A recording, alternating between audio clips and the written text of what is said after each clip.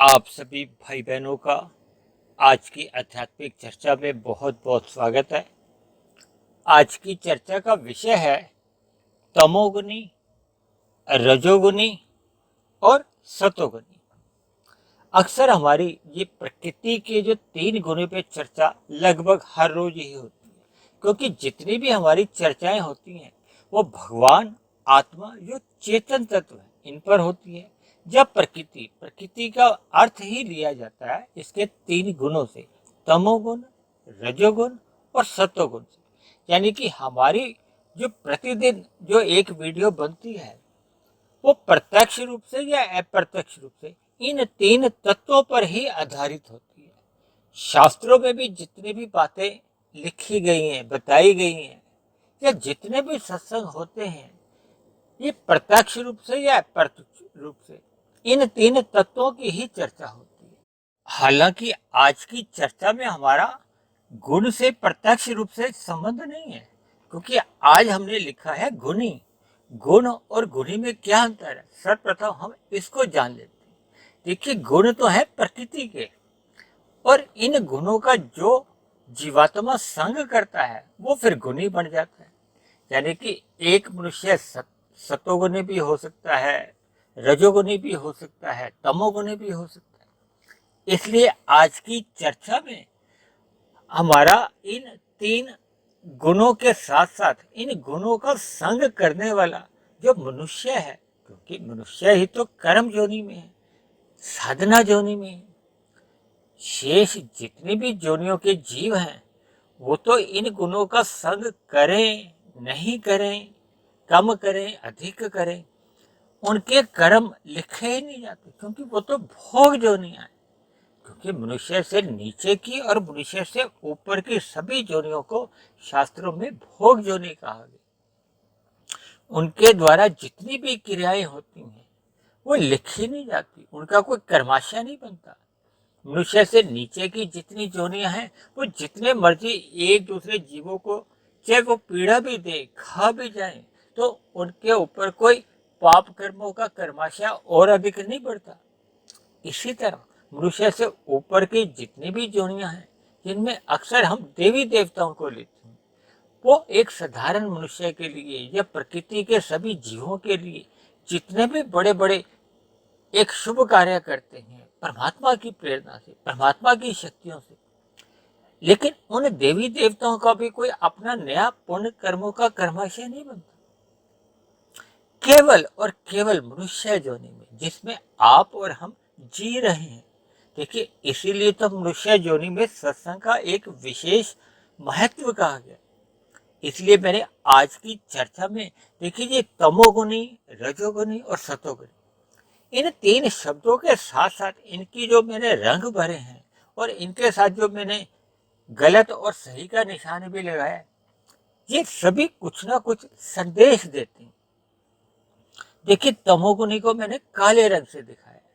काले रंग को अक्सर हम निंदा से लेते हैं, एक गलत भाव से लेते हैं, इसलिए हमने उसको गलत का निशान लगाया। जबकि रजोगुणी के साथ हमने सही का निशान लगाया, क्योंकि शास्त्रों में कहा गया है कि जब जब हम अन्य जीवों के साथ छल कपट, ठगी, हेरा फेरी, यानी कि अनीतिगत काम करते हैं, पाप कर्म करते हैं, या उन कर्मों को करते हैं जिनको शास्त्रों में निषेध कर्म कहा गया, पाप कर्म कहा गया, मना किया गया, तो उन कर्मों को करने से हम तमोगुण में गिर जाते हैं, यानी कि हम तमोगुणी बन जाते हैं। इसीलिए वहां गलत का निशान लगाया, मना का निशान लगाया, निषेध के लिए एक चिन्ह का प्रयोग किया। जैसे यातायात में भी कई जगह लिखा होता है ना, निषेध, यहाँ जाना मना। तो इसी तरह हमने भी, देखिए, एक तो तमोगुणी को काले रंग से दिखा दिया, यानी कि एक मना किया गया, और दूसरा साथ में गलत का निशान दिखाकर हमें एक और अधिक मना किया। और जबकि रजोगुणी के बीच में हमने काले रंग की धारियां भी दिखाई हैं, जबकि हमने गलत का निशान तो रजोगुणी के साथ नहीं दिखाया, क्योंकि रजोगुण को शास्त्रों में एक धर्मानुसार व्यक्ति कहा गया है, धर्मानुसार एक मनुष्य कहा गया। जब जब मनुष्य अपने सुख के लिए अन्य जीवों को तंग नहीं करता, शास्त्रों के अनुसार कर्म करता है, लेकिन अन्य जीवों के सुख के लिए भी वो कोई कार्य नहीं करता। केवल अपने लिए या अपने परिवार के सदस्यों के लिए ही सुख चाहता है और उसके लिए धर्मानुसार कर्म भी करता है। ऐसा नहीं कि वो कोई छल कपट ठगी हेरा फेरी करता है, अपने कार्यों को एक धर्म के भाव से करता है, यानी कि किसी के साथ अन्याय नहीं करता, किसी के साथ छल कपट ठगी नहीं करता। उनके कार्यों द्वारा अन्य जीवों को कोई पीड़ा नहीं होती, कष्ट नहीं होता। ऐसे सभी रजोगुणी मनुष्यों द्वारा किए गए जितने भी कर्म हैं ये पाप श्रेणी में नहीं आते। ऐसे सभी रजोगुणी कर्मों को भी पुण्य श्रेणी में ही रखा गया है। लेकिन क्योंकि रजोगुणी के साथ हमने एक काले रंग की धारियां दिखाई है, इस धारियों का ही एक विशेष एक संदेश है। ये काली धारियां क्या है? देखिए, काला रंग हमने तमोगुण से जोड़ा है, क्योंकि तम को संस्कृत में जो अर्थ लिया जाता है वो अंधकार से ही लिया जाता है, इसीलिए तमोगुणी को हमने काले रंग से दिखाया और रजोगुणी के अंदर हमने काली धारियां दिखा दी। इसका कुछ संदेश ये है कि तमोगुणी और रजोगुणी, क्योंकि ये दोनों गुण पास पास हैं, शास्त्रों में कहा गया कि तमोगुण से 10 गुना अच्छा रजोगुण है, रजोगुण से भी 10 गुना अच्छा सतोगुण है। इसीलिए तो देखिए, मेरी जितनी भी वीडियो बनती हैं मैं तमोगुण को 1 अंक से, रजोगुण को 10 अंकों से और सतोगुण को 100 अंकों से एक परिभाषित करता हूँ। और इसी बात को आगे ले जाते हुए मैं परमात्मा जो कि विशुद्ध सतोगुणी है उसको मैं 1000 अंकों से भी समझा देता हूँ, ताकि आपके हमारे दिमाग में ये ज्ञान की बातें हैं वो एक सरल रूप में टिक जाएं, ताकि आपके हमारे व्यवहार में, क्योंकि एक कलयुग में एक साधारण मनुष्य आर्थिक रूप से जब उसको लाभ हानि दिखती है तो वो उसका दिमाग चलने लगता है। देखिए, 1 का सिक्का पड़ा है, 10 का नोट पड़ा है, 100 का नोट पड़ा है, 1000 का नोट पड़ा है। देखिए, आजकल तो 1000 का नोट है नहीं। आज से 15-17 साल पहले जब मैंने ये सूत्र बनाया था तो उन दिनों 1000 का नोट था, तो आप आज 2000 का नोट समझ सकते हैं। समझने के लिए देखिए, इनके मूल्य में फर्क है ना। हम अक्सर 1 के सिक्के और 10 के सिक्के में अधिक महत्व नहीं देते, लेकिन 100 के नोट को तो महत्व आज भी हम देते हैं। देखिए, ये जितनी तुलना में आप इनको अध्ययन करोगे तो गुणों की जो एक सही सही परिभाषा है, अर्थ है, वो आपको समझ में आने शुरू हो जाएगी। ये जो हमने रजोगुण में धारियां दिखाई हैं, इसका अर्थ ये है कि तमोगुण और रजोगुण 1 और 10 अंक पास पास है। देखिए, जैसे आप और हम जहाँ रहते हैं, कोई गली मोहल्ला जो भी है, तो आपके हमारे मकान नंबर होते हैं।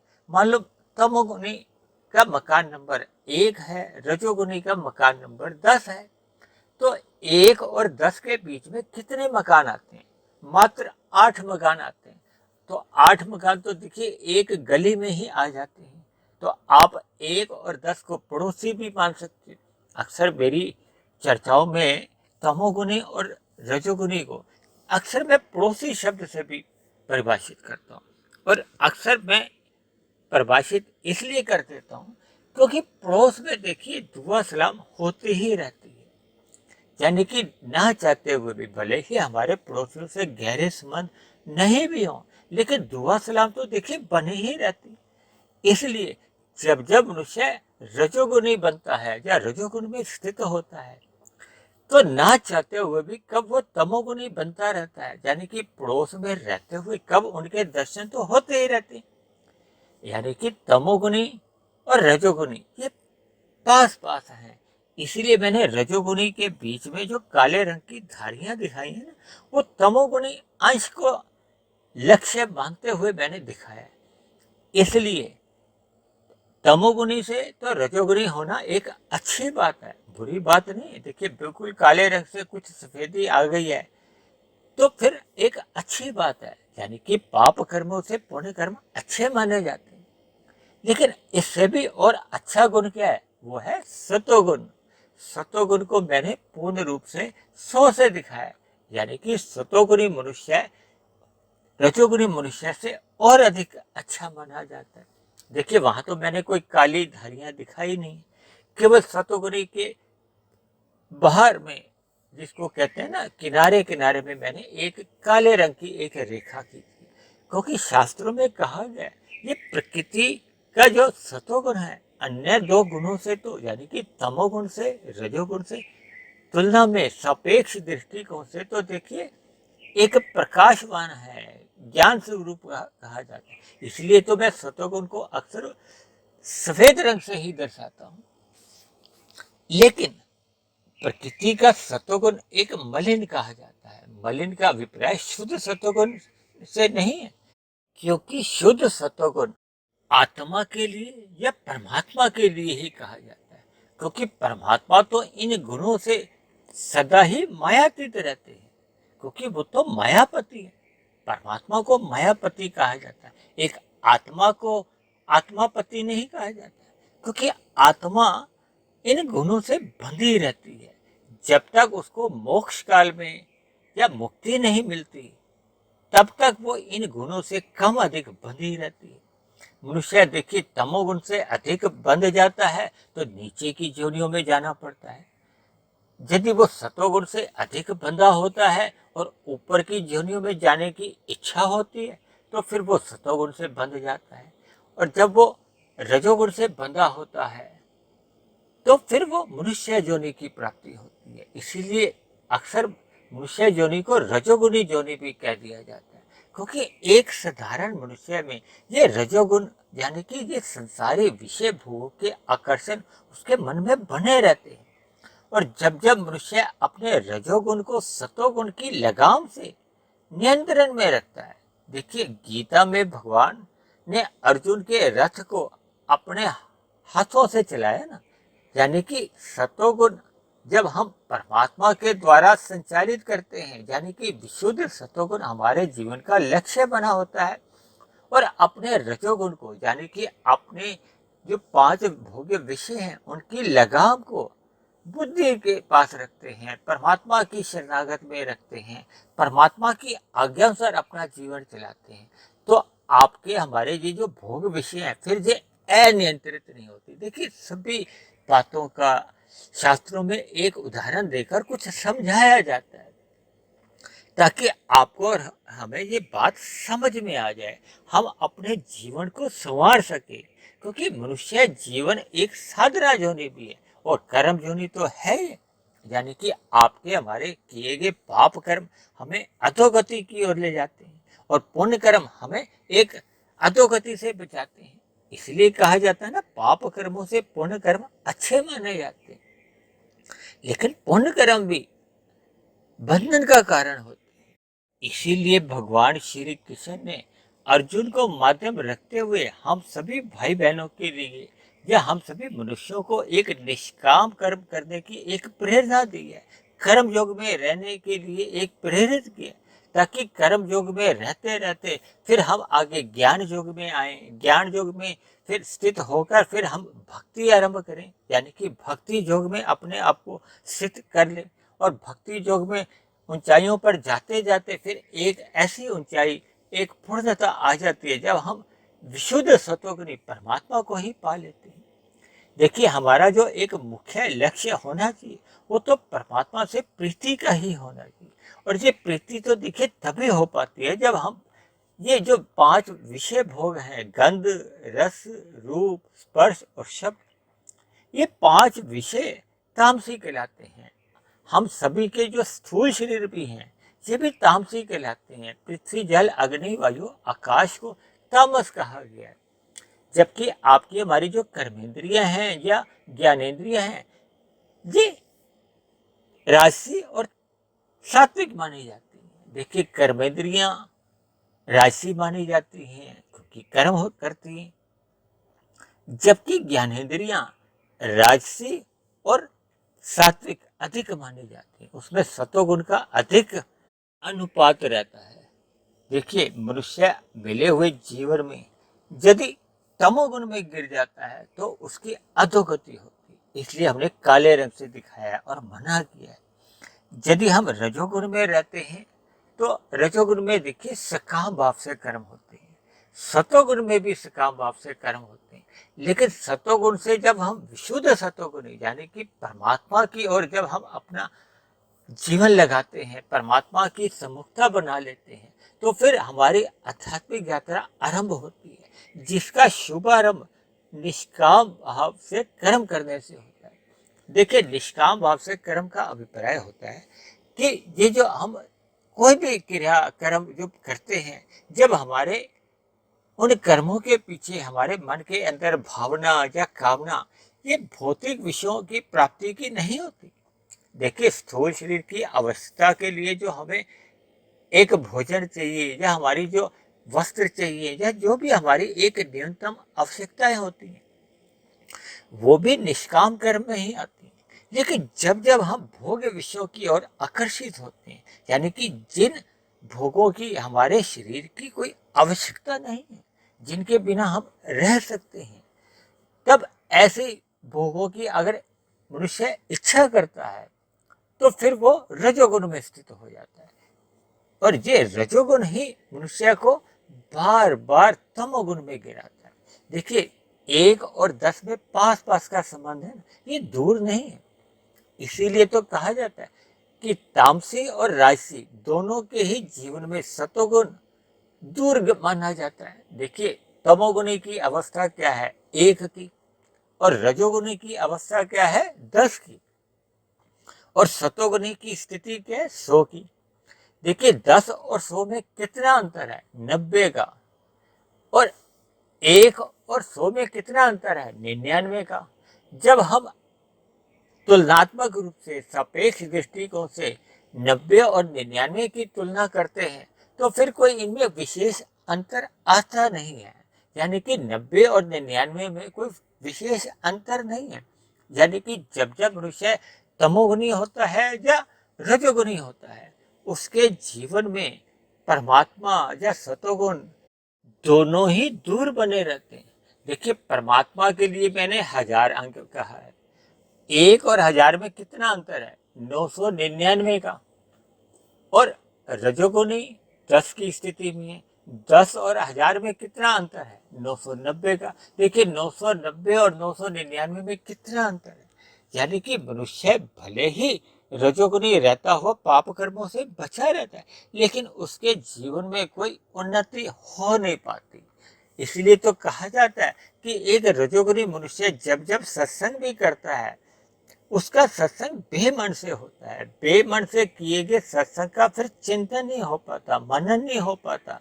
देखिए, कहीं कहीं शास्त्रों में ऐसा भी जिक्र आता है, जब जब हम धर्म के विषयों पर या आध्यात्मिक विषयों पर शोध करते हैं, अनुसंधान करते हैं, तभी तभी परमात्मा या प्रकृति का ज्ञान विज्ञान आपकी हमारी पकड़ में आता है, समझ में आता है।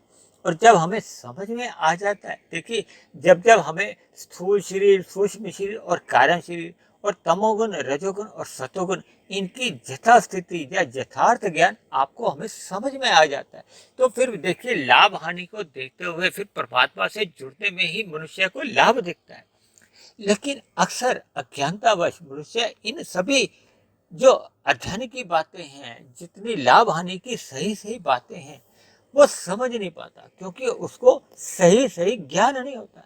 देखिए, अक्सर मैं अपनी चर्चाओं में तमोगुण को अंधकार से कहता हूँ, रजोगुण को एक धुंध की स्थिति से जोड़ता हूँ, और सतोगुण को प्रकाश की स्थिति से जोड़ता हूँ। देखिए, जब अंधकार होता है तब तो हमें कुछ सूझता ही नहीं, नजर ही नहीं आता। जब जब आपके हमारे जीवन में शाम को अंधकार होता है, यदि हम अपने घर पे बल्ब ट्यूब से प्रकाश नहीं करते, तो अंधकार में रहते हुए आपका हमारा शरीर ही ठोकरें खाता है। यानी कि अज्ञानता में रहते हुए हम अक्सर पाप कर्म ही कर जाते हैं। और इसी तरह रजोगुण को मैंने धुंध से जोड़ा है, यानी कि रजोगुणी मनुष्य की भी कोई बुद्धि विशेष नहीं होती, एक धुंधली होती है। धुंधली का मतलब क्या है? देखिए, धुंध में जब हम गाड़ी चलाते हैं तो हमें अधिक दूरी का तो नजर नहीं आता। अधिक दूरी का अभिप्राय है कि हमें सतोगुण भी नजर नहीं आता। और परमात्मा तो देखिए विशुद्ध सतोगुण ही। जब हमें सतोगुण ही नजर नहीं आता, तो फिर विशुद्ध सतोगुण यानी कि परमात्मा के विषयों का तो ज्ञान ही नहीं हो पाता, और जिसका हमें ज्ञान नहीं होता फिर उससे हम जुड़ भी नहीं पाते, उसका हम लक्ष्य भी नहीं बना पाते। इसीलिए मैं अक्सर अपनी चर्चाओं में ब्रह्म मुहूर्त का संग करने का जोर देता हूँ। देखिए, हम तो प्रतिदिन जो भी वीडियो बनाते हैं परमात्मा की प्रेरणा से, ये सभी वीडियो ब्रह्म मुहूर्त में ही बनती हैं। ये जो 585 के आसपास जो वीडियो हुई हैं, ये सभी की सभी वीडियो ही, एक भी वीडियो ये दिन में नहीं बनती, ये सभी की सभी वीडियो परमात्मा की प्रेरणा से ब्रह्म मुहूर्त में ही बनाई जाती है। क्योंकि ब्रह्म मुहूर्त ये सतोगुण का एक शुद्धतम समय होता है। क्योंकि ब्रह्म मुहूर्त से पहले का समय जो सतोगुण का होता है वो तमोगुण से प्रभावित होता है, और सूर्य निकलने के बाद का जो एक समय होता है सतोगुण का, वो रजोगुण से प्रभावित होता है। केवल सूर्य निकलने से पूर्व के जो 2 घंटे 40 मिनट है, इस पर हमने एक विशेष चर्चा भी की थी। ब्रह्म मुहूर्त का समय सूर्य निकलने से पूर्व के 2 घंटे 40 मिनट, यानी कि ये जो ब्रह्म मुहूर्त का समय ये शुद्धतम समय होता है, जब अनुकूल परिस्थितियां होती हैं, परमात्मा से सहज ही प्रीति हो जाती है, सहज ही जुड़ना आसान हो जाता है। जबकि दिन में हमें एक परिश्रम करना पड़ता है, पुरुषार्थ करना होता है, मेहनत करनी पड़ती है, और तमोगुण में और अधिक मेहनत करनी पड़ती है। तो मैं आपको समझा रहा था कि जब जब मनुष्य रजोगुणी होता है उसकी बुद्धि धुंधली होती है, भ्रमित होती है, उसको सतोगुण ही नजर नहीं आता, तो फिर विशुद्ध सतोगुण तो और भी दूर है। इसलिए हम सभी भाई बहनों को अपने अपने जीवन में सतोगुणी बनना चाहिए। जब जब हम सतोगुण में स्थित हो जाते हैं तो फिर हमारा जो एक लक्ष्य होता है वो परमात्मा को पाने का सहज ही बनने लगता है। क्योंकि सतोगुण में स्थित होने पे हमें ज्ञान, परमात्मा का ज्ञान विज्ञान समझ में आने लगता है। प्रकृति के ये जो पदार्थों का जो एक स्वभाव है, देखिए प्रकृति के जितने भी पदार्थ हैं ये अल्पकाल के लिए हमें सुख देते हैं, फिर इन्हीं सुखों से ही दुखों का एक बीज उत्पन्न होता है। ये जितने भी सुख है, देखिए आप रसगुल्ला 1 खाते हो, 2 खाते हो, 4 खाते हो, उसके बाद इसी से ही दुख की अनुभूति होने लगती है। ये देखिए पदार्थों का एक स्वभाव है, क्योंकि पदार्थ तो सभी के सभी तामसी कहेगी। आपके हमारे शरीर भी तामसी हैं, हमारे भोग विषय भी तामसी हैं। तो इसलिए मनुष्य जोनि पाकर हमें अपना सतोगुण बढ़ाना चाहिए। क्योंकि जब जब हम अपना सतोगुण की स्थिति में रहते हैं, हम प्रकाश की स्थिति में रहते हैं, हमें परमात्मा से फिर एक सही सही जुड़ना संभव हो पाता है। तभी तो कहते हैं कि श्रद्धा पूर्वक सत्संग करना चाहिए, ताकि हम श्रद्धा पूर्वक जब सत्संग करते हैं तो फिर ज्ञान हमारे अंतःकरण में टिकने लगता है। फिर उस टिके हुए ज्ञान का हम चिंतन कर सकते हैं, शोध कर सकते हैं। तभी तो मैं आपको अक्सर इस बात पे भी जोर देकर कहता हूँ कि मैं जितनी भी वीडियो में चर्चाएं करता हूँ, इन सभी बातों को आप तर्क पूर्वक इस पर शोध करिए, इसको बुद्धि की तराजू से तोलिए। बुद्धि सतोगुण ही होती है, यानी कि हम बुद्धि की तराजू से जब हम इन पर शोध करते हैं, चिंतन करते हैं, तो वो बड़ा हुआ चिंतन ही परमात्मा से हमारा प्रीति का एक संस्कार जन्म ले लेता है। वो बीज जैसे जैसे फिर उसमें पौधा बनता है, वृक्ष बनता है, यानी कि फिर हमारी एक भक्ति आरंभ हो जाती है। देखिए परमात्मा की सम्मुखता होना ही एक भक्ति है, परमात्मा से प्रीति होना ही एक भक्ति है। जब जब हमारे जीवन में भक्ति प्रधान रूप में आने लगती है तो फिर हमारे आपके निष्काम भाव से ही कर्म होते हैं या पुण्य कर्म ही होते हैं। तो फिर ऐसी स्थिति में मनुष्य पाप कर्मों से बच जाता है, क्योंकि पाप कर्म ही आपके हमारे जीवन को अधोगति की ओर ले जाते हैं। क्योंकि मनुष्य जीवन तो देखिए, जब मनुष्य जोनि तो तभी मिलती है जब आपके हमारे संचित कर्मों में पुण्य कर्मों की अधिकता होती है, जब पुण्य कर्म और पाप कर्मों में तुल्यता बनी रहती है। और यदि पाप कर्म अधिक हो जाते हैं तो फिर नीचे की जोनियों में क्रमशः जाना पड़ता है। बहुत अधिक पाप कर्म हो जाते हैं तो बहुत ही अधिक नीचे की जोनियों में जाना पड़ता है। फिर उन जोनियों में जैसे जैसे हम दुख भोगते जाते हैं तो हमारे पाप कर्मों का कर्माशय घटता जाता है, घटता जाता है। और घट घट के जब वो पुण्य कर्मों की तुल्यता कर लेते हैं, यानी जब पाप और पुण्य एक बराबर की स्थिति में आ जाती हैं तो फिर हमें पुनः मनुष्य योनि की प्राप्ति होती है। देखिए, किसी के अगर पाप कर्म 500 हैं, पुण्य कर्म 100 हैं, तब ऐसी स्थिति में जो 400 अतिरिक्त पाप हैं, वो अतिरिक्त 400 पाप जैसे जैसे नीचे की जोनियों में वो भोगे जाते हैं, जब वो घट घट के 100 पाप रह जाते हैं तो पुण्य कर्मों की तुल्यता बन जाती है। तब ऐसे में पुनः मनुष्य योनि की प्राप्ति होती है। लेकिन देखिए, ये तो मैं संख्या के आधार पर वैसे ही समझा रहा हूँ। इसमें देखिए हजारों, लाखों, करोड़ों, अरबों जन्म भी लेने पड़ सकते, क्योंकि एक साधारण मनुष्य के मन में एक भ्रम होता है कि मनुष्य को मरने के बाद 84 लाख योनियों में भ्रमण करना होता है। ऐसा बिल्कुल नहीं है। देखिए, मनुष्य योनि के मरने के बाद, मैंने एक चर्चा की थी मनुष्य के मरने के बाद का अगला जन्म, भले ही वो चर्चा बहुत लंबी थी, तकरीबन 2.25 घंटे की थी, और अक्सर मनुष्यों ने उनको पूर्ण रूप से उसको सुना भी नहीं, क्योंकि हमारे पास जो आंकड़े आते हैं उनसे हमें पता चल जाता है। उस वीडियो में परमात्मा की प्रेरणा से बहुत ही सूक्ष्म ज्ञान दिया गया था। देखिए, हम ज्ञान की जितनी सूक्ष्म बातें, कड़ियाँ समझ लेते हैं तो फिर परमात्मा से जुड़ने में ही मनुष्य को अपना लाभ दिखता है, क्योंकि प्रकृति के जितने भी पदार्थ हैं वो अंतोगत्वा आपको हमें अचेत करते हैं, वो रजोगुण में या तमोगुण में गिराते हैं।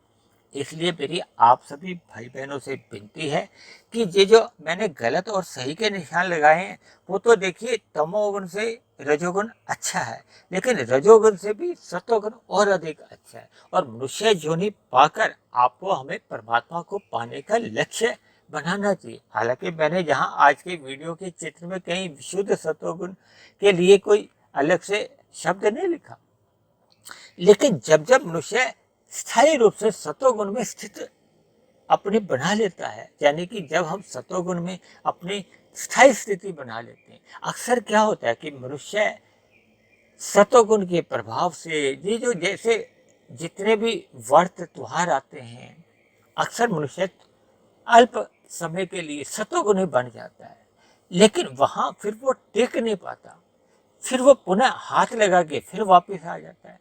देखिए, हर 6 महीने बाद नवरात्रे आते हैं तो अक्सर मनुष्यों के व्यवहार में काफी अधिक सकारात्मकता आ जाती है, लेकिन कुछ दिनों बाद फिर वो पुनः अपने संसार में लौट आते हैं। तो जिसके फलस्वरूप मनुष्य का जो किया हुआ जो एक अल्प संग है, वो अपना कोई विशेष रंग दिखा नहीं पाता।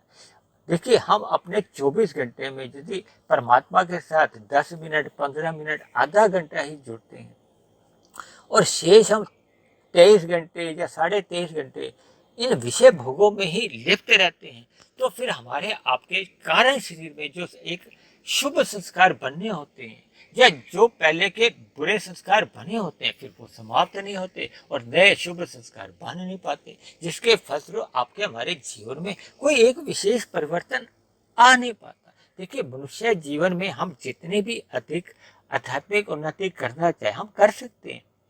ये की गई आध्यात्मिक उन्नति अगले मनुष्य योनि तक ये सुरक्षित बनी रहती है। जैसे क्रिकेट में देखिए, कोई आदमी शाम को नॉट आउट रहता है 90 रन पे, तो फिर वो अगले दिन जब खेलने आता है तो 90 रन से आगे 10 रन 12 रन जैसे ही बनाता है तो उसका शतक बढ़ जाता है। इसी तरह हम मनुष्य जीवन में जितनी भी आध्यात्मिक उन्नति कर लेते हैं, वो बैंक में रखी हुई एफडी है, वो आपको ही मिलती है। यानी कि हमारा जितना भी एक साधना का खाता है या कर्मों का भी जो खाता होता है, ये व्यक्तिगत ही होता है, वो हमें ही मिलता है। इसलिए मिले हुए जीवन में इन गुणों की जो जो मैंने एक रंगों से दिखाया है, इनसे संदेश लेते हुए हमें परमात्मा को पाने का ही लक्ष्य बनाना चाहिए। और परमात्मा को पाने का लक्ष्य तभी ही हमारा स्थायी रूप से टिका रहता है, बना रहता है, जब मनुष्य सत्वगुणी बनता है, उसके व्यवहार में एक सात्विकता अधिक रहती है, वो शाम को या रात को जल्दी सो जाता है और ब्रह्म मुहूर्त का सुबह जरूर ही संग करता है। इन सभी बातों से उसकी दिनचर्या में एक सकारात्मक परिवर्तन आने लगते हैं और परमात्मा से जुड़ने का उसका स्वभाव बनने लगता है। तो ऐसी सभी शुभ स्थितियां आप सभी भाई बहनों के जीवन में तभी बन सकती है जब आप ये जो गलत और सही के जो निशान हैं, या मैंने जो इन गुणों की जो एक रंगों से दर्शाया है, आप सतोगुणी जितना अधिक बनते जाएंगे उतनी ही आपकी ऊंची स्थितियां बनती जाएंगी, यानी कि मिला हुआ आपका जीवन एक सार्थक होने लगेगा, सफल होने लगेगा। ऐसी सभी शुभ स्थितियां आप सभी भाई बहनों के जीवन में भी निरंतर बनी रहें, ताकि हम सब भाई बहनों का जीवन सफल हो, सार्थक हो। इन्हीं शुभकामनाओं के साथ आज की चर्चा को अब हम यही विश्राम देते हैं। आज की चर्चा से संबंधित आपका कोई प्रश्न हो, कोई मेरी कही गई बात आपको समझ में नहीं आई हो, या कही गई बात आपको तर्कसंगत सही नहीं लगती हो, तो इन सभी बातों को लेकर आप नीचे कमेंट्स बॉक्स पर जाकर आप अपना प्रश्न भी लिख सकते हैं, आप अपनी शिकायत भी लिख सकते हैं, और आपका कोई मेरे आध्यात्मिक चैनल के प्रति कुछ सुझाव हो तो आप अपने सुझाव भी लिख सकते हैं। और यदि मेरे बने हुए ये वीडियो आपके जीवन में एक सकारात्मक परिवर्तन लाने में सफल हो रही हो, तो मेरी आप सभी भाई बहनों से विनती है कि आप मेरे इस आध्यात्मिक ज्ञानात्मक चैनल सुधीर भाटिया फकीर को सब्सक्राइब करें, व अन्य जिज्ञासु भाई बहनों को भी इस आध्यात्मिक ज्ञानात्मक चैनल से जोड़ने का प्रयास करें, ताकि समाज में एक सतोगुणी वातावरण बने। उस सतोगुणी वातावरण में हम सभी भाई बहनों का जीवन सुखमय बीते, परमात्मा से प्रीति बनी रहे। तो इन्हीं शब्दों के साथ चर्चा को अब यहीं विश्राम देते हैं। कल फिर मिलते हैं एक नए विषय को लेकर, एक नए संदेश के साथ। तब तक आप सभी भाई बहनों का बहुत बहुत धन्यवाद।